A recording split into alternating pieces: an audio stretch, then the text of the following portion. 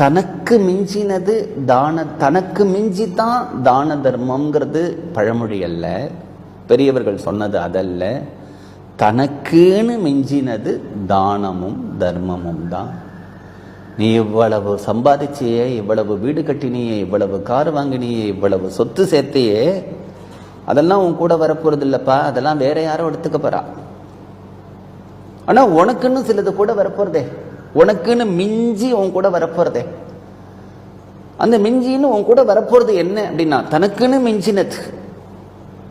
உன்னை பத்தி யாருமே கவலைப்பட போறது இல்லைன்னு சொல்லிட்டேன்.